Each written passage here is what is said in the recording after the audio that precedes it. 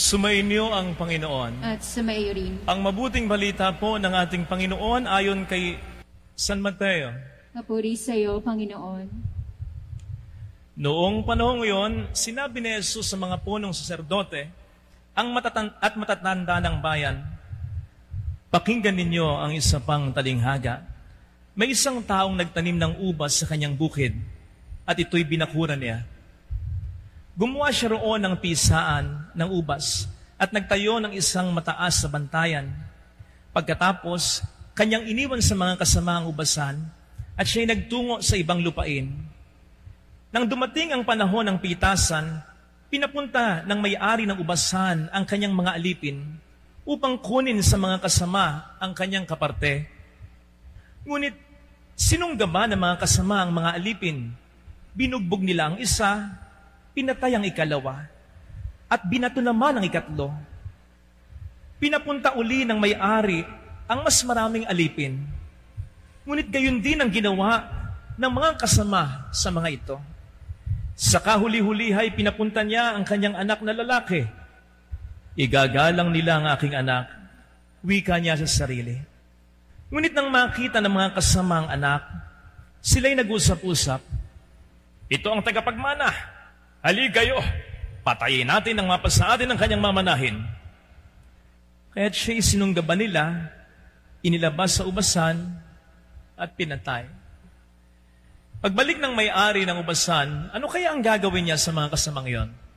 Sumagot sila, "Lilipunin niya ang mga buhong na iyon at paalagaan ang ubasan sa ibang kasama na magbibigay sa kanya ng kaparte sa panahon ng pamimitas."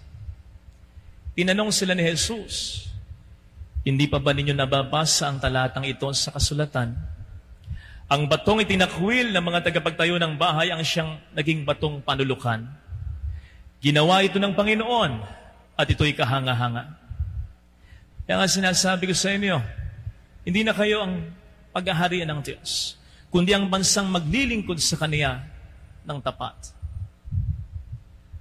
Mga kapatid, ang mabuting balita po ng ating Panginoon. Pinupuri ka namin, Panginoong Jesucristo. Magandang umaga pong muli sa inyong lahat.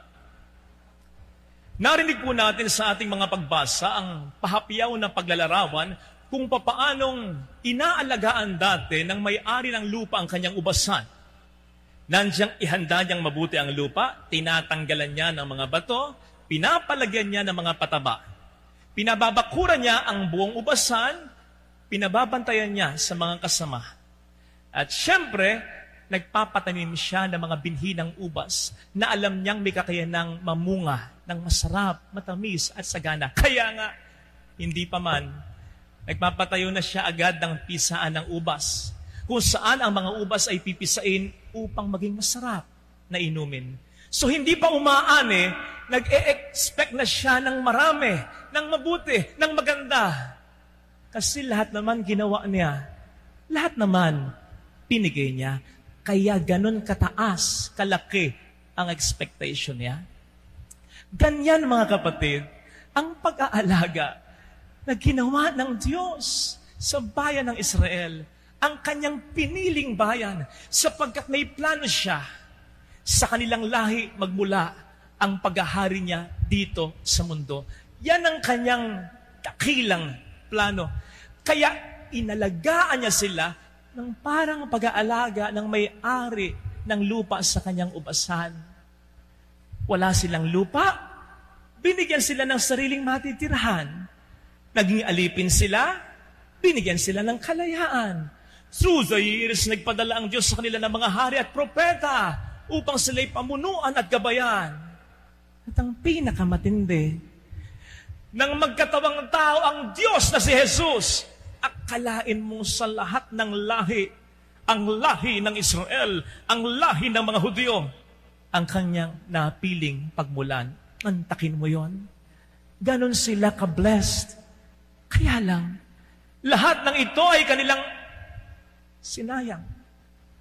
Napansin natin ang pagkadismaya ng Panginoon sa una at ikatlong pagbasa, sapagkat siya ang nagtanim sa Israel.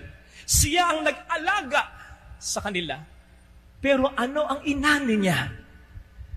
Buhay na hindi kaaya-aya. At ang pinakamatindi, sa huli, sila pa ang hindi tumanggap at pumatay pa nga sa bugtong na anak niya. At least, in that context, but of course in theology, lahat ng tao ang pumatay kay Jesus. But at least, na sinasabi kong konteksto. Kaya naman, ang pagiging piniling bayan ng Diyos ay inalis sa kanila at ibinigay sa iba. Kanino pa? Sa atin. O sa lahat ng mga tao na naniniwala sa ating Panginoong Hesukristo bilang Diyos na totoo. Good thing. God did not abandon His plan. He went on with His plan. Kahit pa sumablay ang una niyang piniling bayan. At yan po, mga kapatid, ang gusto kong pagnilayan natin ng personalan. Kasi, lahat naman tayo, mayroong mga magagandang plano. Planong alam nating magbe-benefit ang maraming tao, lalong-lalo na ang mga mahal mo at ang mga mahal ko. Ito ngayon ang nagbibigay ng excitement sa atin araw-araw. Ito ang dahilan kung bakit tayo literally or figuratively bumabangon araw-araw para mag-aral, para magnegosyo, para magtrabaho kahit napapagod na tayo. Ito ang nagbibigay sa atin ng pag-asa at ng inspirasyon. Ito ang nakapagpapangiti sa atin kahit nag-iisa tayo. Para tayong loko-loko. Kapag iniisip natin, bubuo ako ng isang masaya at simpleng pamilya. Hindi kailangang mayaman, basta sapat lang, basta maayos lang. Pagpapagawa ko ng bahay ang aking mga mahal, papagtapusin ko ng pag-aaral ang mga anak ko, tutulungan ko ang mga kapatid ko, iaayos ko ang mga taong ito, iaayos ko ang lugar na ito, etc. Ang gaganda. Pero papaano kung isang araw, sumulpot ang isang bagay, isang tao o isang pangyayari na hindi kasama sa plano? Worse, hindi na nga kasama sa plano, panira pa ng iyong magandang plano. Ano ang gagawin mo? Gaya ng sinasabi ng Ebanghelyo, ini-insinuate nito, ituloy mo, kapatid, ang iyong magandang plano. Ito madalas ang sinasabi ko kapag ako'y nag-bless ng business o ng isang bagong negosyo. First of all, I see to it na nandun yung may-ari ng business, ng negosyo, at nandun din yung mga nagtatrabaho, yung mga empleyado. And then I tell them, nagpapabless kayo sapagkat obviously gusto niyong maging maganda ang takbo ng inyong negosyo at ng inyong trabaho sapagkat ito'y plano ng inyong mas magandang mga balakin sa buhay, lalo na para sa inyong mga minamahal sa buhay. Sasabihin ko sa kanila, kasi hindi natin kontrolado ang lahat ng bagay. Basta ha, kahit anong mangyari, mag-boom man o hindi ang negosyong ito, tumagal ka man o hindi sa trabahong ito, basta ano man ang mangyari, ituloy mo ang iyong magandang plano. Sapagkat sinisigurado ko sa iyo, ang magandang planong ito sa awa at pag-ibig ng Diyos ay makakamtan mo. Naniniwala po kasi ako, mga kapatid, na ang mga planong ito, our general plans, hindi na ang mga specific plans. Ang Diyos ang siyang original na planner niyan. He just inspired us to take on that plan sa ating kalooban, sa ating isipan. Ano sinasabi sa Philippians 2:13? God works in you to act and to will in order to fulfill His good purpose. So ang Diyos ang siyang may plano na maging simple pero maayos, masaya ang buhay mo at ng pamilya mo o magiging pamilya mo. Ang Diyos ang siyang may gusto na magawa mo yan o magawa mo ito. Ang makatulong ka sa ibang tao. Ang Diyos ang siyang nagplano. At hindi niya babaguhin ang planong yan dahil lamang sa mga pangit mong nararanasan. Halimbawa, may maganda kang plano, tinraidor ka ng isang kaibigan. O kaya may maganda kang plano, iniwan ka sa ere ng iyong kanegosyo. O kaya may maganda kang plano, niloko ka ng mahal mo. O kaya may plano ka para sa anak mo, hindi niya ginawa ito. I'm sorry, hindi sasabihin ng Panginoon, nako, kahit hindi mo kasalanan, sumablay siya. Kasama siya sa plano para sa iyo Ini-scrap ko na ang maganda kong plano para sa iyo. No! No! Tama sa ating mga magagandang plano, sa plano ng Diyos para sa atin, kasama yung mga taong yan. Pero hindi nakakapit sa kanila ang plano ng Diyos para sa iyo at para sa akin, para sa kahit sino dito. Hindi ang Diyos ang siyang mag-a-adjust. Manapa i-a-adjust niya lahat ng mga pangit na pangyayari sa buhay mo in such a way na makatulong sa iyo upang mas ma-achieve mo pa ng makabuluhan at makahulugan ang maganda niyang plano para sa iyo. O hindi ba't yan ang sinasabi sa Roma 8:28? Sa lahat ng bagay, ang Diyos ay gumagawa para sa ikabubuti ng mga taong sa Kanya ay nagmamahal at nagtitiwala. Kaya huwag kang mawawala ng pag-asa. Kapatid, huwag. Sapagkat hindi tanga ang Diyos na matapos mag-plant ng maganda o mabuting plano sa puso mo, ay basta niya lang makakalimutan ito. Hindi pabaya ang Diyos. Hindi siya paasa na matapos magplano para sa iyo ng maganda, iiwan ka na lamang niya sa ereng nag-iisa. Gaya ng sinasabi sa ating pagbasa, ini-insinuate ng ating mga readings, anuman ang sinimulan ng Diyos, tatapusin niya.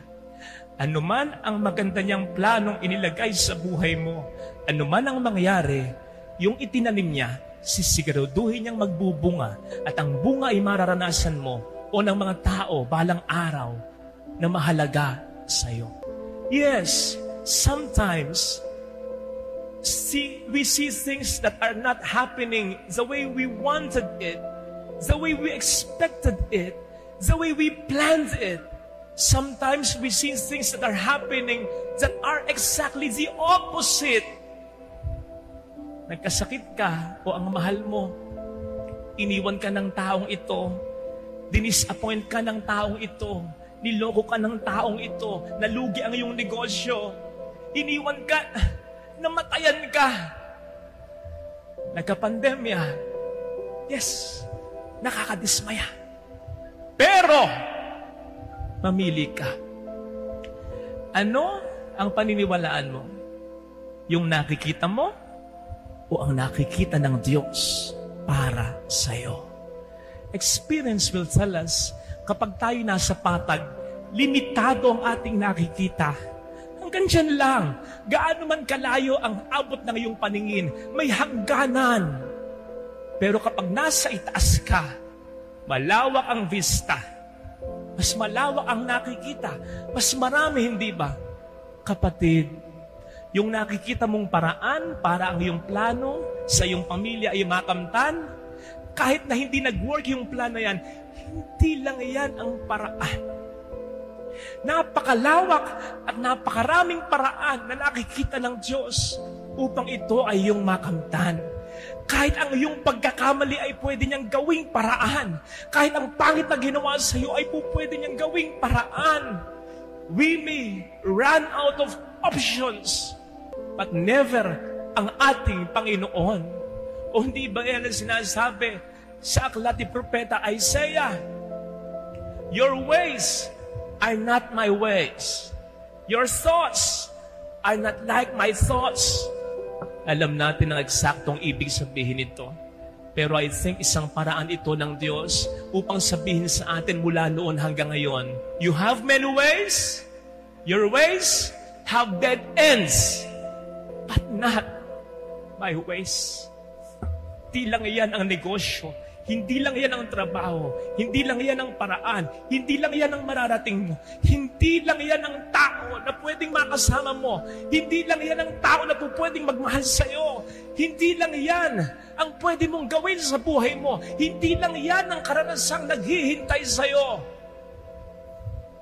In fact, sasabihin ko sa iyo kapatid, yung mga nawala na yan, tao man o bagay, kung hindi babalik sa buhay mo, pagkatapos ng lahat ng nangyari sa inyo, ibig sabihin yan, hindi mo sila kailangan upang matupad ng Diyos ang magandang plano niya para sa iyo. Kaya sana, huwag tayong mapako sa mga pangit na karanasang ito. Tama ang lahat ng yan ay may epekto, pero huwag mong piliin, umikot na lamang dyan ang mundo mo. Mas malawak ang plano ng Diyos kaysa mga nangyayari at mangyayari pa sa'yo. And so, it should also more push you rather than pull you. Encourage you rather than discourage you. Kasi kaya naman nangyayari madalas sa mga pangit na bagay na ito, sapagkat gumagawa ng paraan ng demonyo upang hindi mo na ituloy ang mga magagandang plano mo. Kasi alam niyang makakabless ka ng maraming buhay ng tao. Isipin mo na lang, kung sa unang piniling bayan na pumalpak ay na-discourage ang Diyos at hindi na niya inituloy ang kanyang plano, may pag-uusapan pa kaya tayo ngayon? Magkakasama-sama pa kaya tayo ngayon? May simbahan pa kaya ngayon? Ang ating salvation history ay meron pa kayang continuation? Good thing, He did not give up on His plan. Ganun din kapatid. Kung mag-give up ka, kung mawawalan ka na ng pag-asa, papaano ka magiging batong panulukan, sandigan, pag-asa ng mga taong sa'yo ay umaasa, ng mga taong sa'yo ay mahalaga? Sana, mahirap man o masakit, kahit wag na para sa'yo, para sa mga tao na lang na ito, ituloy mo ang iyong magandang plano. God bless you.